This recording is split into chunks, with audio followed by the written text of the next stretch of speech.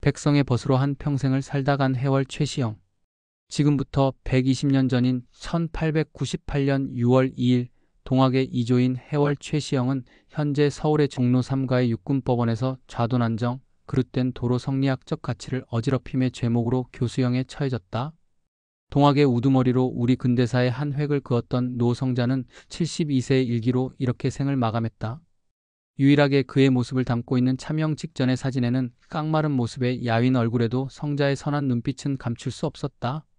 그러나 자세히 사진을 살펴보면 고문에 의해 퉁퉁 부은 손과 발이 앙상한 몸과 대조를 이루고 있다. 이 사진 한 장이 그의 힘겨웠던 삶의 여정을 상징적으로 보여주고 있다. 해월은 최보딸이라고 불렸다. 그가 최보딸이라고 불렸던 이유는 해월의 제자였던 오지영이 지은 동학사를 보면 짐작할 수 있다. 수훈 선생이 세상을 떠난 후에는 해월 선생이 도의 제반 일을 맡아보았다.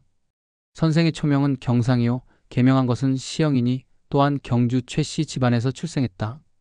선생은 어려서 그 부모를 잃고 가도가 비난하여 남의 집 고용살이를 하였었다.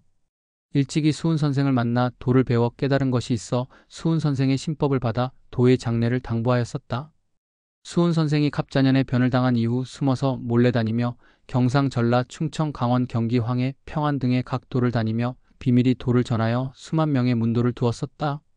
사람이 점점 많아지고 지목은 점점 커서 고난의 생활로 몸을 마치었다. 오지영의 말대로 해월은 늘 비밀리 도망 다녀야 했다. 그래서 그는 항상 보따리를 머리맡에 두고 잠을 잤다.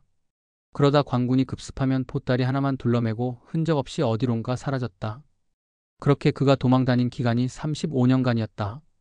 우리나라 역사상 가장 오랜 기간 도망 다닌 도발이꾼이었다. 그러면서 그는 백성들에게 다가갔다. 해월은 수훈의 가르침인 동학의 시천주를 실천하기 위해 사람을 하늘과 같이 섬기라는 사인 여천을 강조하였다. 사인 여천은 어린 아이를 때리는 것은 하늘님을 때리는 것이니 아이를 때리지 말라, 저 건너방에서 배를 짜고 있는 안악이 하늘님이다 라는 실천으로 구체화되었다. 또한 우리 도인 중에 있는 사람이 없는 사람에게 재물을 베풀어라 라고 하는 유무상자는 당시 빈천한 사람들을 동학으로 이끌었다. 이렇게 해월은 백성의 벗으로 한 평생을 살았다. 해월이 아니었으면 전봉준, 김계남, 손아중 등이 일으킨 자주적 근대화 운동인 동학농민혁명도 일어나지 못했을 것이다. 동학농민혁명은 사람이 주인이 되는 세상을 외치던 동학의 세상을 만들기 위해 30년간을 한 걸음 한 걸음 디디며 전국을 다니며 백성들의 아픔을 어루만지며 새로운 세상을 같이 건설하고자 했던 해월의 발끝에서 시작되었다. 해월의 발걸음 속에는 우리 민중의 고통과 염원이 함께했다. 그 고통과 염원이 동학농민혁명으로 폭발한 것이었다. 또한 일제강점기 독립운동도 해월의 영향을 받았다. 우리 독립운동사의 가장 중요한 인물인 손병희와 김구는 해월의 제자였다.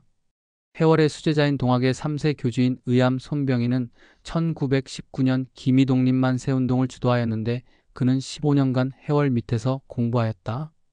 대한민국 임시정부의 주석 김구도 동학의 접주로 동학농민혁명에 참여하였다. 당시 황해도에 살던 김구는 청산에서 해월을 만났던 상황을 다음과 같이 기억하고 있었다. 어떤 고을원이 도유동학도의 전 가족을 잡아 가두고 가산을 강탈하였다는 것이다. 이 보고를 들은 선생은 진노하는 낯빛을 띠고 순경상도 어조로 호랑이가 물러 들어오면 가만히 앉아서 죽을까? 참나무 몽둥이라도 들고 나가서 싸우자 하시니 선생의 이 말씀이 곧 동원령이다. 초기 동학농민혁명을 관망하던 해월이 동학도가 관에 의해 탄압을 받아 죽고 가산을 강탈당하자 이에 적극적으로 대응해 동학도에 총기 포령을 내렸다. 이러한 해월의 적극적 투쟁은 김구의 이후 독립운동에도 큰 영향을 주었다. 이처럼 해월은 우리의 자주적 근대화의 기틀을 마련한 인물이었다. 해월의 120주기를 맞는 오늘 우리가 해월을 주목해야 하는 이유는 지금 우리가 사는 이 시점이 해월이 살던 시기와 마찬가지로 수많은 난제들이 얽매여져 있기 때문이다.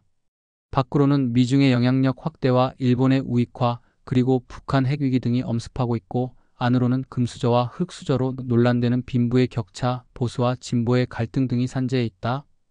해월이 동학을 통해 새로운 세상을 구현하고자 하였듯이 해월의 걸음을 따라가며 우리 시대의 해법을 찾아보고자 한다.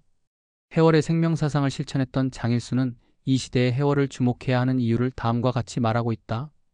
이 땅에서 우리 결의가 어떻게 살아가야 하고 또 온 세계 인류가 어떻게 살아가야 하는가를 정확하게 알려주신 분이 해월이지요.